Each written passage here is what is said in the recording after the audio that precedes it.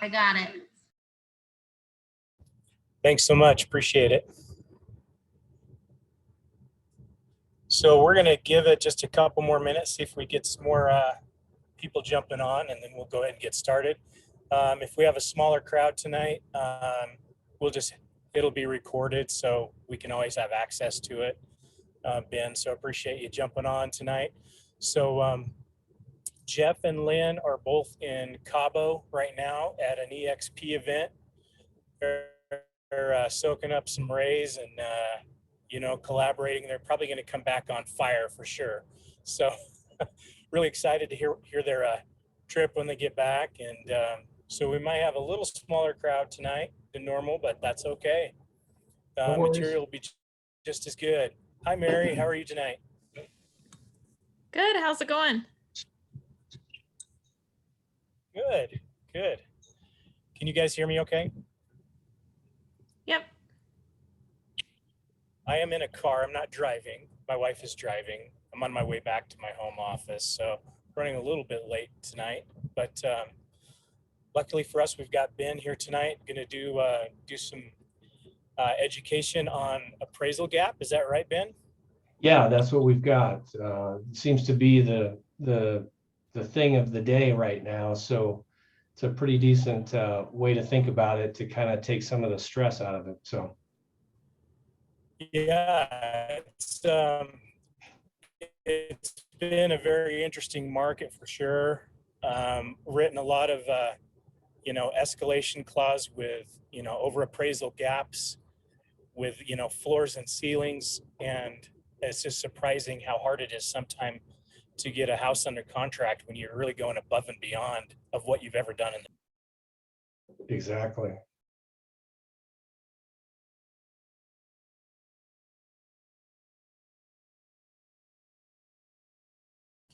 Hey, Carly, how you doing tonight?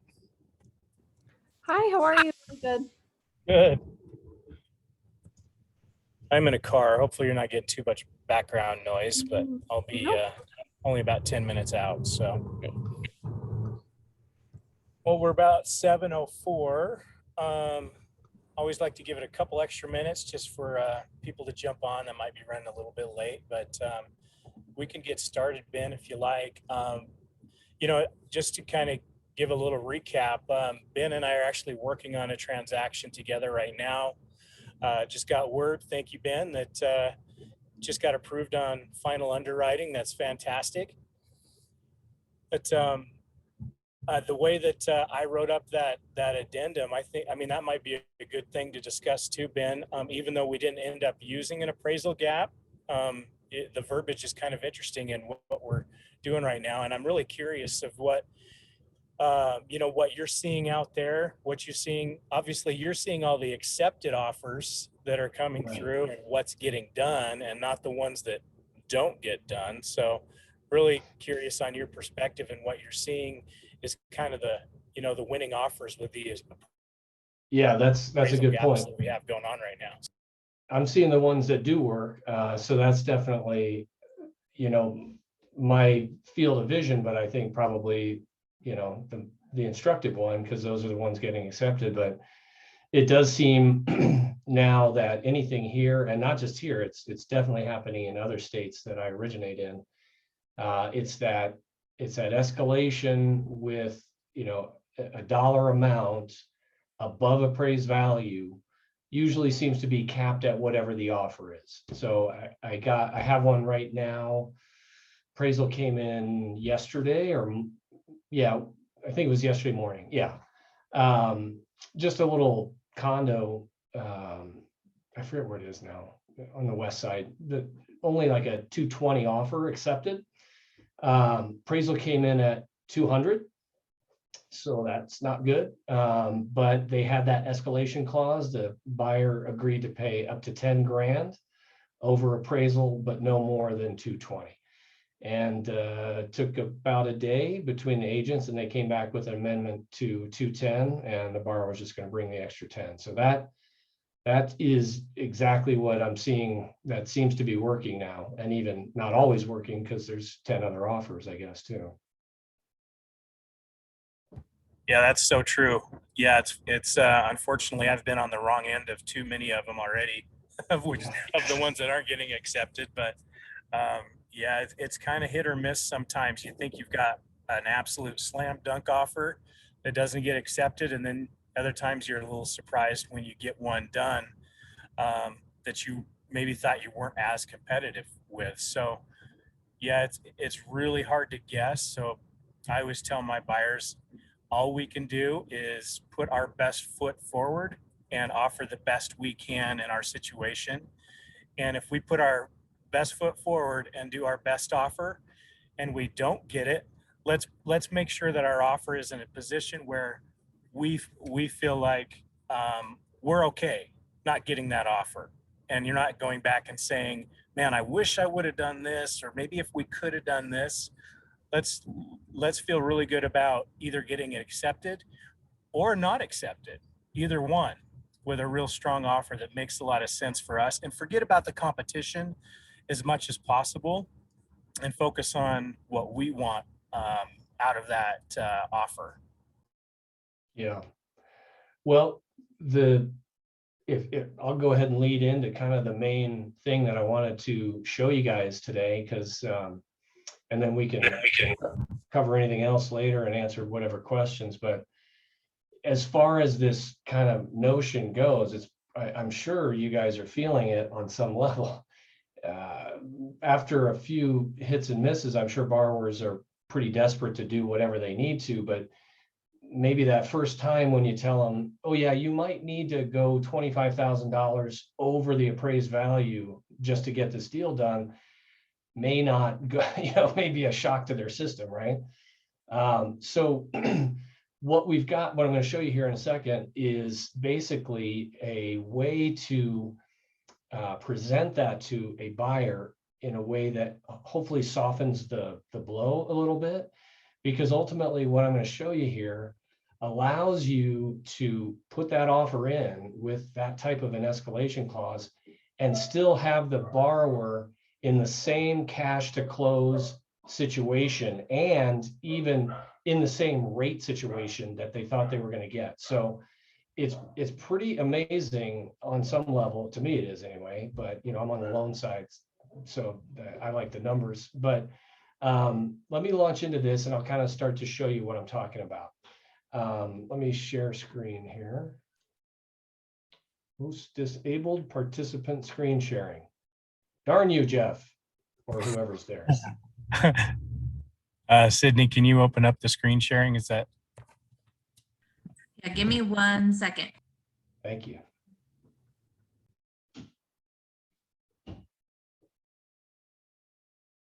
Okay, I think it should work now. All right. Perfect. Can you see that?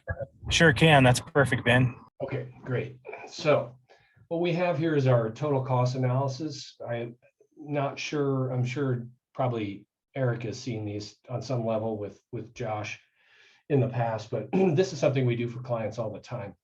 It's a starting point, right? When we first take a call and put together some numbers as we're in the process of pre-approving somebody, this is what we show them. I gather, I know it's a little bit of an eye chart, but if you bear with me, I'll try and explain this. And we usually put a video on there to explain it. But anyway, let me show you in this particular instance what we're doing. I love the fact that usually it says a name here, but here it says, hi, appraisal gap, because that's how we titled it. But anyway, the whole presentation is going to be based on a purchase price of $600,000. Okay. And these first two columns are going to be with a borrower that's going to put 20% down. And then, or excuse me, the first column is what I meant to say. And the third column would be a purchaser that's looking to put 10% down. Now, in these two cases, this would be the assumption that it's going to actually appraise at value and everything's going to go normally. On these other two, this one and this one, this is where we're assuming, okay, we got a $600K deal and you gave them a $25,000 escalation clause over appraised value. And darn if it didn't come in at 575. And so now you got to come up with that 25 grand, but you still want essentially the same deal that you thought you were going to get. So what do I do here? So if you look at well, let me first give you a quick overview of how pricing works, because this is very important on why this, it's basically a restructuring of the loan. With rate pricing, and if I'm telling you things you're totally aware of, then forgive me, but if you're not, then hopefully it's instructive. With any rate pricing, you start with a par rate. That's one that doesn't have any cost to get the rate. That's the free one. And of course, you can pay points to buy down your rate, discount points, but you can also go above the par rate and get credits from us, from the lender, for whatever reason. So based on that theory, okay, this 20% down option, and I pulled these rates from the other day's rate sheet. This 20% down comes with a 3.25 rate. In fact, that par rate has a small credit already embedded, but to get the next rate does have a cost. So I'm trying to present the borrower here with a no cost rate. They could buy down, and that's always an option, but this would be a no cost rate. And in fact, it's better than no cost. It has a little bit of a credit, but I'm not telling them that up front here. We get the rate, it doesn't cost them anything great. So that's your 20% down version. So assume same closing costs, that kind of stuff. What happens when the appraisal comes in at 575? Well, the first thing you got to know is now we're only putting a down payment on 575 for the loan to value portion of it. So what we're concerned with as a lender is based on the value of the house, because it always defaults to the lower, either the appraised value or the purchase price, whichever's lower. That's what we care about. Now your buyer still has to come up with the 600 grand because they agreed to in the deal, but we're going to base everything on our numbers off the 575. So 575, is 80% of that is 460,000. Well, that means they would have to bring all this extra money, at least 20 grand extra, right, to make the same deal. But here's the beauty of pricing, the pricing models. Believe it or not, putting less than 20% down, of course, that means that you are exposed to paying PMI, private mortgage insurance, right? If you don't put 20% down, then you've got to deal with private mortgage insurance. But one option with private mortgage insurance is to pay a lump sum upfront and buy out of it, just get rid of it. And so obviously this person who was going to put 20% down, they certainly are expecting not to have to pay private mortgage insurance. So how do we make that happen over here? Well, the beauty of it is, I think it's a risk model assessment, but if there's insurance, there's a lower risk on that loan. Even with 20% down, if you have the insurance, there's something slightly lower risk on it. And because of that, the pricing gets better a little bit, not a lot, still the same rate, but you get a bigger credit. So what we can do there is, in the end, you're gonna finance the same amount, 480,000. It's not 20% anymore. It's like 16.5% or something like that. But that's really close to 20%. So when you price this thing out, let me show you in the closing costs, this would be the cost to buy down or buy out the mortgage insurance. It's very inexpensive when you're putting that much down, because you're already almost to where you won't have that mortgage insurance. So I pulled this right from, it was $1,800 based on the loan amount. And guess what? We've easily got that amount in our credit that comes with our rate, because we got more credit for having the mortgage insurance option kick in. So I've got that credit right there. I just use my credit, pay off the mortgage insurance, and boom, they have the same loan amount. They have the same exact payment, absolutely nothing different. And they don't have mortgage insurance. So literally nothing changed about their loan except the appraised value. That's it. They're bringing the same amount to closing to the penny because nothing changed, right? So that's an unbelievable setup for somebody who's going in with 20 down, and it comes in like that, where they're going to be at 16, 17% down. That buyout of the mortgage insurance is really almost a no-brainer, because it puts them right in the same kind of space that they were going to be in, right? I'll go with the next two here. Any questions or anything that didn't make sense about that I can cover in better detail?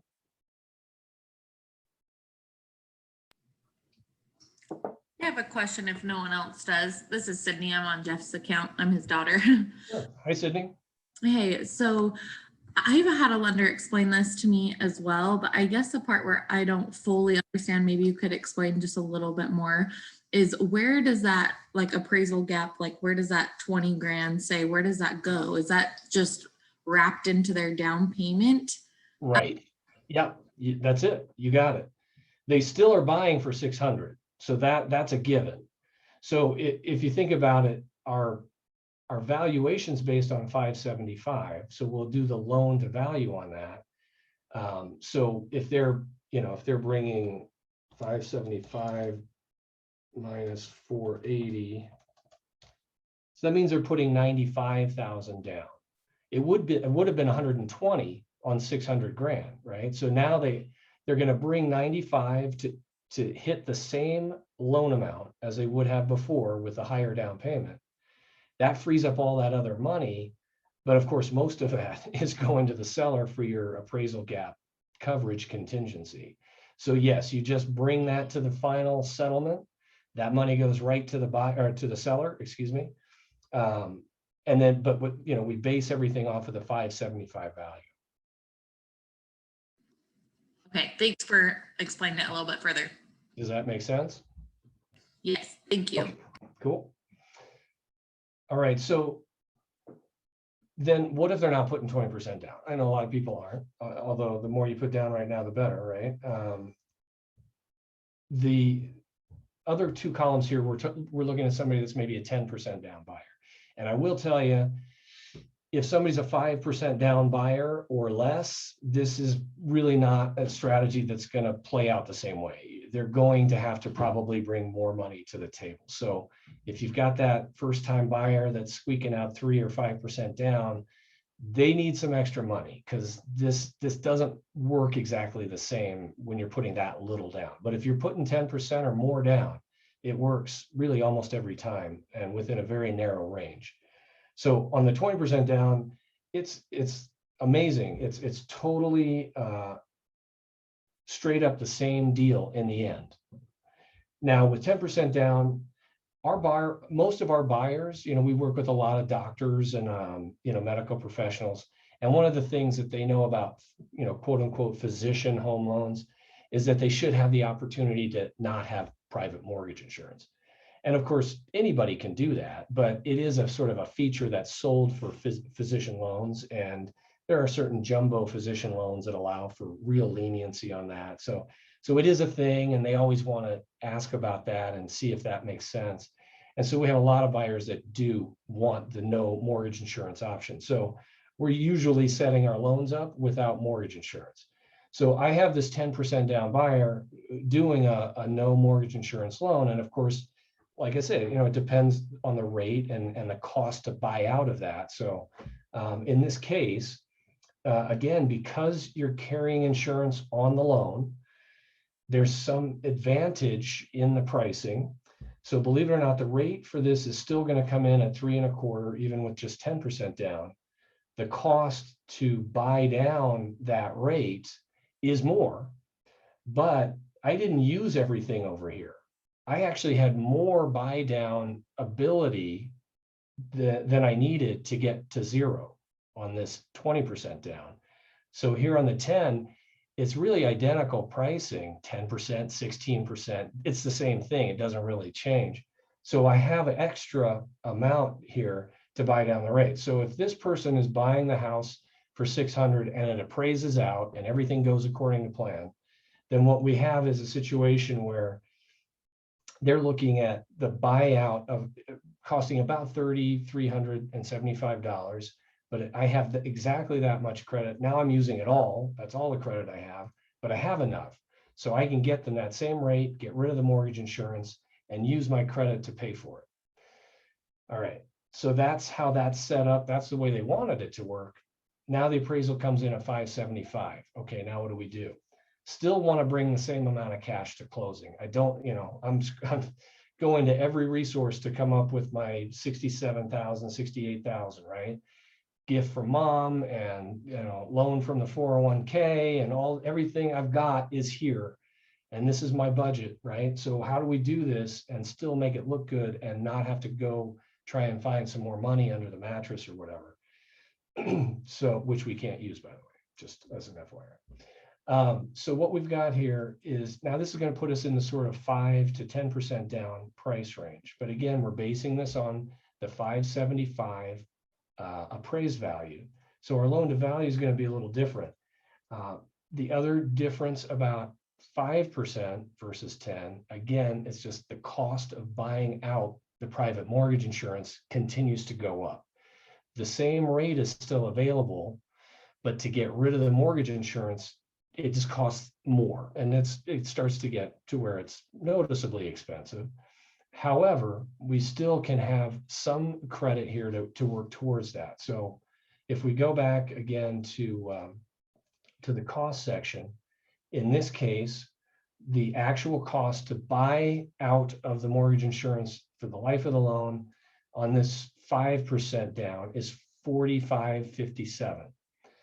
I still have a tiny bit of credit, little bit, not tiny, but a little bit of credit of about $2,000 on the rate. I'm still over par, believe it or not.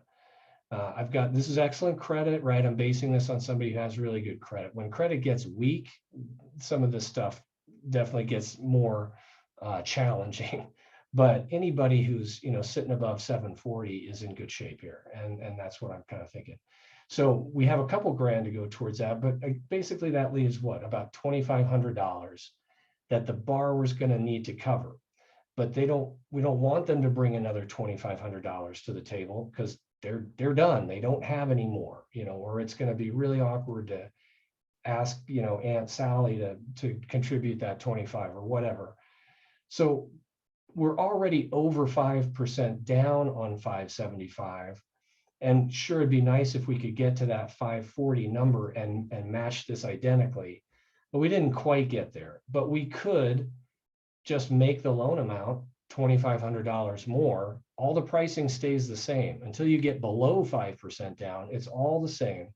So we add $2,500 to the loan amount and use that to get rid of the mortgage insurance. So all that really does, and in other words, we're financing that 25 instead of bringing it to the table, right? So all that really does is, since we're financing $2,500 more, the payment goes up. But how much? I mean, how much could it be for $2,500 more? Some people think it's a lot. How much does that increase my payment? That's got to be a lot. It's $11. So realistically, we can do the same deal on a 10% down buyer who was already going to get rid of mortgage insurance, and that appraisal comes in 25 grand low. All we got to do is bump up the amount financed a little bit, continue to use the same funds to pay to get rid of that mortgage insurance. Even though we're below 10, we are above 5% down. Same amount to closing, payment change is $11. Hardly noticeable. That's not a hard sell, right? So that's what that basically looks like. It really gives a lot of, I think, comfort to your buyer, excuse me, when they know they can get that same house for the same out-of-pocket, for the same deal, right? I mean, and even worst case, if they've got to maybe add another $10 or $15 to their monthly mortgage payment, is that really going to stop them from moving forward? That's the power of this, and it's pretty incredible. And if you kind of attack this with somebody up front, if you've got to present this over appraised value contingency thing as a regular course of action, and Josh and I were talking about this last night, maybe that's the new normal, or it certainly is now. How long is that going to last? Could be a while until inventory it comes up a significant amount. So if they know up front and can wrap their head around these numbers, that's the phrase I always use with people is we want to go through this so you can wrap your head around the numbers. Once they get their head wrapped around them, then it's not a surprise. It's not a shock. Oh, the appraisal came in low. I've got a strategy for that. I don't need to find more money. It's immediately, it sounds like I got to find $25,000 more, but you don't. You can still work it this way and make it happen, with some slight, variations depending on each individual circumstances. Essentially the same out of pocket, essentially the same deal, if not exactly. And they can kick in that overage that they agreed to.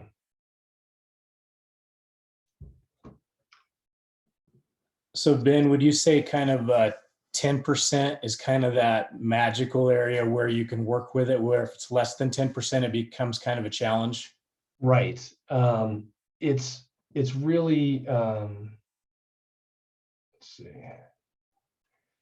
It really is around that 10% mark. Yeah. I mean, the thing is, most people aren't putting 7% down, the breaks, the milestones in the mortgage are at 5. So there is, like the first time buyer, we've got the 3% down options for certain people. So there is that 3. And of course, you get down payment assistance. There are certain programs, not very many anymore, that have 0 down, but after that, that's your entry level buyer almost exclusively. 5, 10, 15 really doesn't do much, honestly, and then 20%. And then there are some 25, 30, you will see, 50%. And then that's pretty much it. So you just follow that path. So that's why when we set people up, unless they really want to put another 2% down, it's like, we'll put 5 or put 10, which is the most convenient or makes the most sense. And right now, if we can get them essentially the same deal for 5 versus 10, or certainly for 10 versus 20, then we're saying, hey, rates are still at 3%.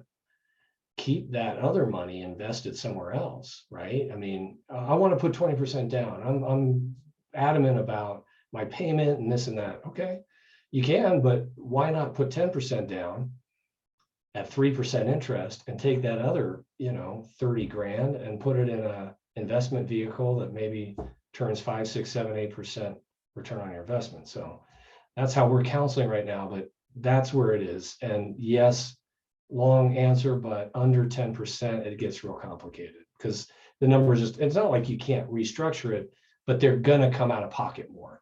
And if the most important thing for this borrower is to keep their cash to close the same, it is going to change, but we can keep it the same at 10% or higher. That's amazing. I love it. I'm telling you, it's pretty cool, especially that 20% down buyer, because that's almost just, it's a layup. And if they know that going in, signing that rep C that says I'm going to go 25,000 over appraised value starts to feel a little bit more comfortable. Maybe it's not, I don't love it, but I can see how it plays out and I'm willing to do it because that's the market. So Ben, if we bring you a buyer and let's say they have 10% down and they're qualified up to say about 500,000, kind of just that's your standard. How long does it take you to kind of run some scenarios to say, hey, if we have to go over 20,000 over above appraised value, do you just kind of plug it in and you can kind of figure those numbers out so we know going into writing offers what that really means to the buyer? Oh yeah. Yeah. I mean, with the way the market is now, we really need to start, this is a new concept for me too. It's, I'd love to claim it as my own genius, but it was presented to me and I latched onto it because it's really pretty amazing. So this is a new technique, I think, that we're going to start adding to our TCAs. When we first deal with people, we do this total cost analysis to give them those numbers. But I think in today's market, and certainly in this area where people are buying, it would probably behoove us now to add this as a column. here's 10% down, here's your 20% if you need to see what that looks like. And here's what it looks like if you get a low appraisal value and you've got to bring that extra cash.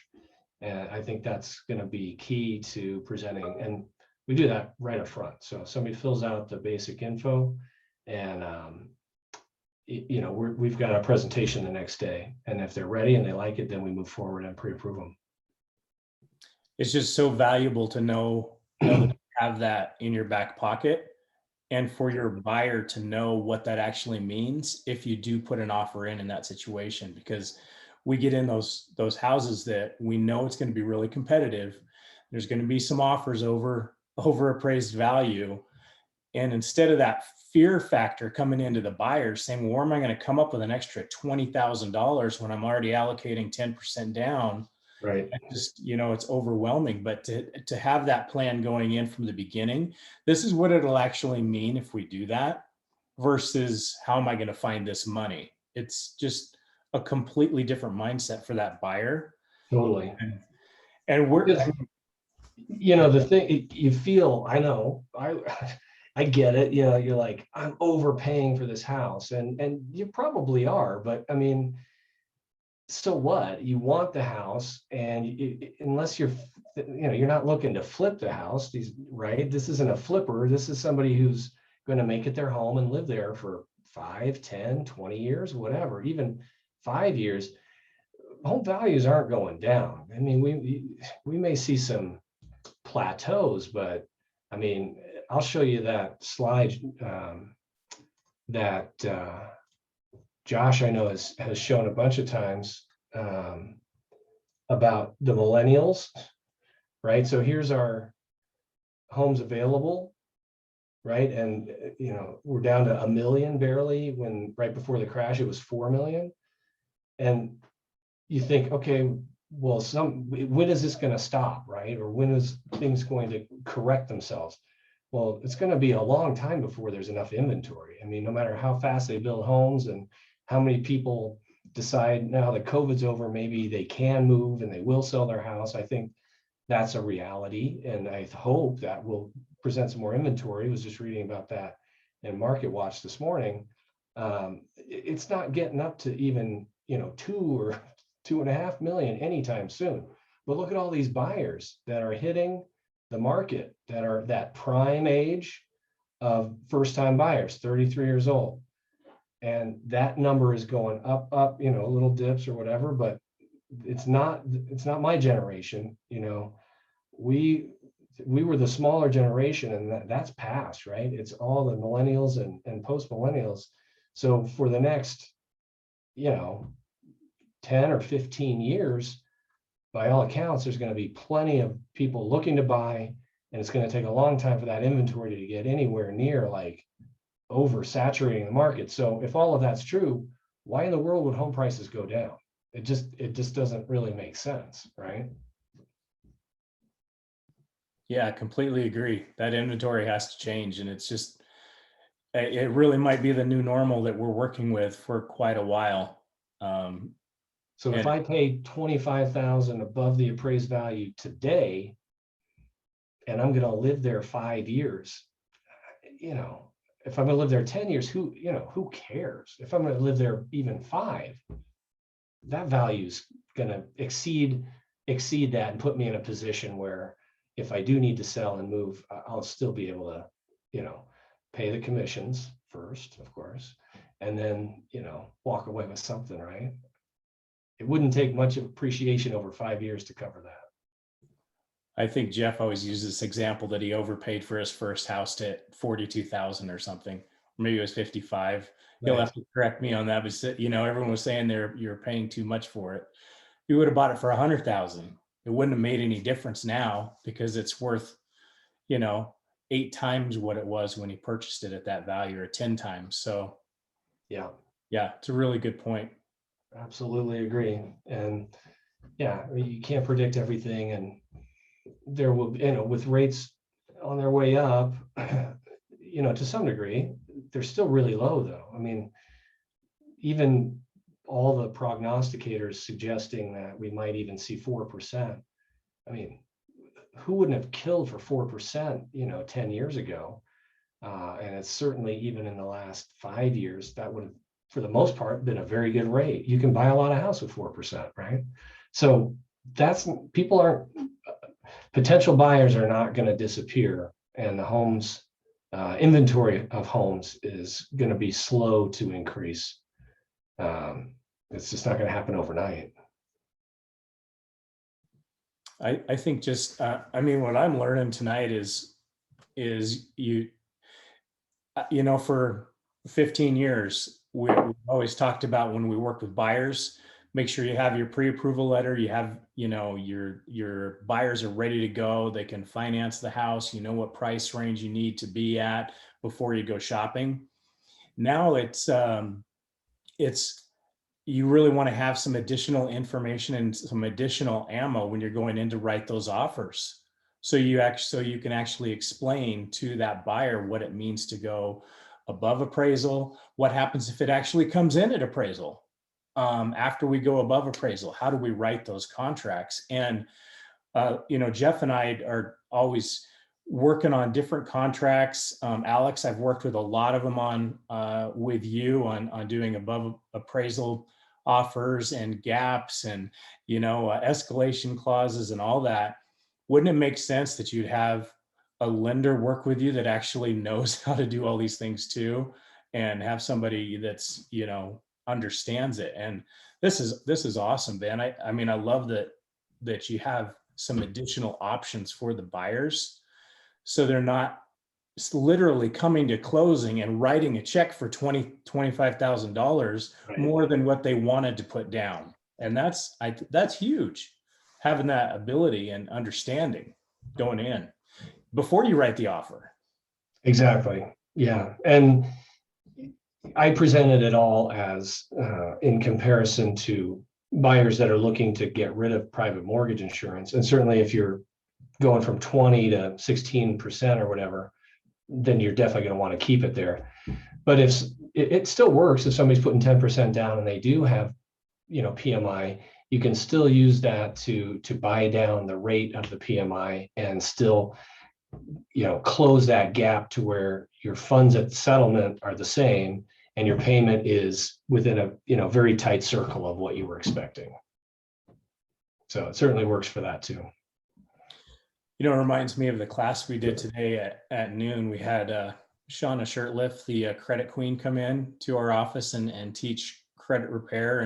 And Yeah. she was mentioning, like a lot of buyers, they're checking their Credit Karma and it says their score is 615 and they don't think they can buy a house, when in reality, it might be 100 points higher. Yeah. They have information that's not correct.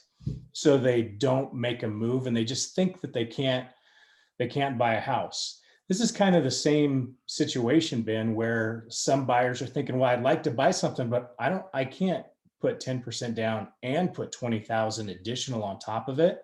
So they just say, well, I can't buy a house right now. I guess there's nothing I can do about it. So it really is up to us as agents to educate and make sure that our buyers and our sellers that are looking to buy, that have some equity in their house, that are wondering, okay, well, if I sell my house and I have this equity, what does that mean when I go into the purchase? Get the right information up front.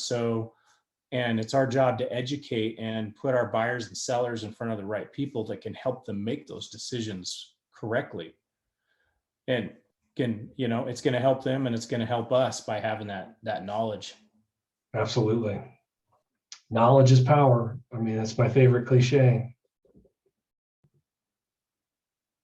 Any other, I did, I wanted to, also, I kind of threw it in there, kind of sprinkled it in because I wanted to cover it again later, but just, acceptable sources of down payment. Not everybody is aware of what can be acceptable source of down payment. I think everybody understands gift, but gift does need to be from family, right? It does need to be a direct dotted line. It can't just be your buddy. But another one is a 401k loan. And that's an area that gets sensitive because people think if they're taking money from their 401k, they're going to get, penalized or have to pay tax or a penalty. Now you can take it completely out for the purchase of a home and not pay the penalty, but you would still have to pay taxes. But you can actually take a loan against your 401k, and it's not even considered a debt as far as we're concerned, because it's your money. So you're going to borrow from yourself through your employer's 401k system. They usually allow up to 50% of what's in there. So if you're looking for a down payment, you got 100 grand in a 401k and like 20 grand in the bank, and you're like, yeah, I can't buy a house right now. I only got 20 grand. You got 50 grand over there that you could use for that purpose. And then you just pay yourself back. The employer just takes an amount every month and you pay yourself back with interest. There's no tax implication at all. You pay no tax on it and certainly no penalty. You just borrowed from yourself and pay yourself back over time. That's a great way. And usually you can access those funds quickly within a week, if not sooner. Do I have to pay interest or any penalties on equity that I gain from the house I purchased? No. Oh, you're going deep, brother. No. Oh. Only capital gains later if you sell it, Right. like you would anyway. But yeah, that sounds like a really good option for people that would have that Right. aren't aware of it. Yeah, you can borrow against those accounts. So yeah, that was the bulk of it for me. Fantastic. Anybody else have any questions? This is, I know we've got some newer agents on, and I know some of this is kind of deep. I mean, I can't even imagine talking about this a year ago, Ben. I mean, as part of an education series. I mean, Yeah. it's completely different world that we're living in right now. So if you have questions, feel like, I mean, you can ask them, because this is new for a lot of agents out there that have been in business for a long time, and lenders too. So there's no question that is a silly one to ask in this situation. It's been a long time since, virtually every offer I get includes the phone number of the listing agent. Please call them immediately and tell them what a wonderful borrower you have. I mean, I like to call listing agents as a course of action, but when it's requested of me on literally every deal, it's been like 10 years, I think, since I've had to do that. Well, I've got a question for you that I know the answer to, but I'm going to throw it out anyway. What do we do with an FHA buyer in this market, in this situation? Are there any tricks or anything? Or are we just looking at conventional only? I used to work exclusively VA. That was my first job for a long time in this industry. And we did FHA, but as a default, if it turned out they didn't actually have a VA benefit or something. So we did 98%. And when it was a tough seller's market, it's brutal. I mean, I wish there was like a great answer to that, but I don't know. If they can't at least come up with 5% down, they're definitely in a hole. Now, if somebody's an FHA borrower because of credit, but they can squeak out another, 1.5% and do a 5% down payment, it certainly looks better, because they'll get an acceptable rate and an easier approval with a 640 FICO than they will, on a conventional. You're going to get hammered on a conventional. So there's that. But otherwise, it's pretty tough. And when sellers don't want FHA or VA buyers, and they just, let's put it right in the listing, cash or conventional, you're kind of screwed, unfortunately. But look at it from the other side. That's one less borrower you're up against. It's true. It's true. So is 3% conventional is pretty much the lowest down payment program available right now? I have zero down in some other states for doctors. Doctors are really the only zero downs that are, and even there's a lot fewer than there used to be.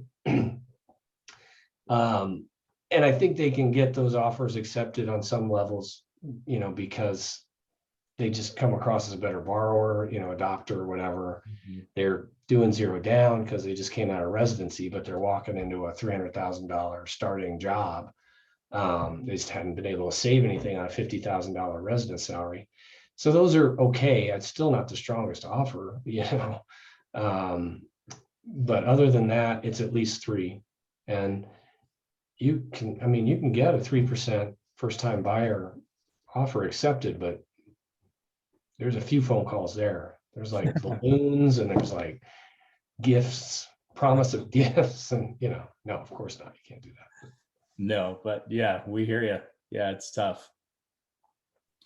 Well, Ben, I'm going to let you off the hook if we don't have any more questions, because I mean, this is awesome material. I think probably everyone on the call has your contact information, but I mean, my big takeaway is talk to your lender, make sure that you know the options and that your buyer knows the options and they're not just coming from you, because we're writing offers based on, you know, above appraisal value, and we're up against their offers. So we need to understand it as agents, but we have to have our buyers understand it from the lending side. And they've got to have that discussion with the lender first, so they know, what does it mean? What does it mean to my monthly payment? What does it mean to mortgage insurance? What does it mean to, what am I going to write a check for at closing? Where am I going to get those funds? I think all of those things have to be discussed before you get to that offer situation, because we know what's going on in the market right now. It's like, well, I looked at the 4 houses that are on the market. I didn't like any of them, so we didn't put an offer on. But then 8 days later, the perfect house comes on the market. They want it really bad. And we know it's going to be 20 or 25,000 over appraisal. But if that buyer doesn't know what that really means for their bottom line, they're not going to be able to put the strongest offer possible to get that house. So that buyer's knowledge is so important going in. So don't wait till the perfect house comes out before you have Ben run some scenarios. So that buyer knows and feels comfortable with different offers and where they need to come in at. Huge to be prepared. And what a powerful piece of knowledge for a buyer, that they can, as offensive as it seems to give a seller 25 grand that they don't feel like they deserve, it's the same amount of money out of their pocket and either at or essentially the same payment. Those are the 2 things that are most important, or most important to buyers, generally speaking, is what's my payment? You know, think about car sellers. Every person walking into a car dealership, well, what's my payment going to be? So if you keep the payment the same and they're out of pocket the same, you know, that's a molehill, not a mountain to get over. Yeah, and that's true. And when the market's moving fast like this, you have to remember that appraisers are behind, because they're looking for properties to compare to the purchase price that is out there and create a value based on other houses that sold. So it's hard for appraisers to keep bumping prices up based on what's on the market and justify it.